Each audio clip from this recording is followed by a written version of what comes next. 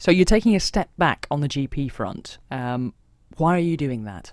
Yeah, it's a sad moment for me, I suppose, to reduce my commitment to the Ramsey Group Practice. When I got in through the election in 2016, one of the promises I made to people was I'd try to do both. I'd try to carry on as a doctor in the town and also MHK in the town if I got in. And people put the trust in me and voted me in.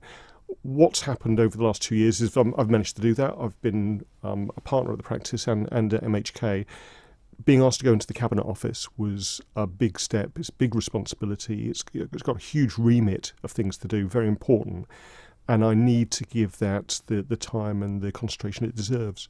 And so I've made the difficult decision, I apologise for it, to stand down as partner at the practice, to not be involved in the running of the practice and some of the bureaucracy, but to try as much as I can to carry on being a doctor for the people of Ramsey and the North, and carry on practising, but as a locum instead of as a partner. Now, you said you wanted to balance the two when you first went in, and for the first 2 years of the administration you've been doing that, but was it too much? Have you been overstretching yourself? That's the thing I've always been very conscious of, and I've relied upon my partners, my patients and my family to say every now and again, actually, you're doing too much. 2 years have gone by, I've balanced it, and I have managed most of the time to balance it without cancelling surgeries or missing meetings in Tynwald. But being asked to go into the Cabinet Office back in March was a big step. And it became quite obvious there that because of the extra work involved and the extra commitments, I'd need to rebalance what I do. I've been voted in for 5 years by the people of Ramsey. I need to give that all my heart, all my efforts, all my passion. And so that's why I've decided to do less at the practice, so I can dedicate more time to politics. Has there been any pressure on you to step down, to back away from, I suppose, your role as a GP and the obligations it has, the responsibilities you have there, from either side, from the practice itself, from the patients, or from the Cabinet Office itself? No. Actually, people have been incredibly accommodating and incredibly kind to me and helpful. I've had no pressure from government. When I went in, I was quite clear with the Chief Minister that was my plan, and I wanted to carry on practising as a doctor. And he completely understood that. The practice themselves, my other partners there, have been incredibly supportive, as have all the staff of the practice. And the patients have been incredibly understanding.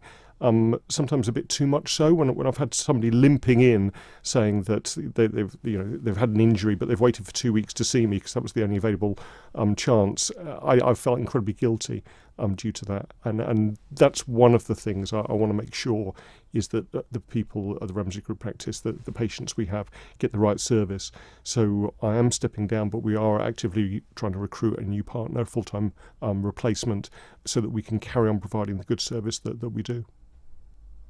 And in terms of continuing as a GP, you say you're going to be covering quite a lot over the summer recess for other doctors at the practice who are taking holidays, and you're going to keep your hand in on the GP front. How do you, from a medical practitioner point of view, how do you make sure that you're still ticking the right boxes to be qualified to practice as a GP if you're essentially stepping away from that role? That's a very good question. We do have quite a few people on the Isle of Man, doctors who work as locums, who work part-time, who have portfolio careers. Each year we have to have an appraisal with one of our peers and go through everything that we've done that year, all the training, all the keeping up to date, all the journals we've read, all the courses we've gone on, but also look at our actual performance, audit, patient feedback, a whole gamut of things to make sure that we are safe, make sure that we're up to date, make sure that we're providing good care. And I had my appraisal last month. My next appraisal will be in a year's time. One of the things we talked about was that transition, was that change, and to make sure that I keep up to date so that I can continue to provide really good healthcare advice and services to people who come to see me. And do you have any regrets about trying to do the two roles in tandem? Not at all. Not at all. It was something that I went into with open eyes. I talked to several MHKs before I stood for election in terms of getting the balance right. But I've always known that sooner or later, if I was given more responsibilities, if I took on more work in government, that I'd need to adjust what I did at the practice. So that's what I've done, and I'm trying to be honest with it. One of the other sides of it is that I have had one or two patients who've left my list. I have had one or two patients who've said that I have changed.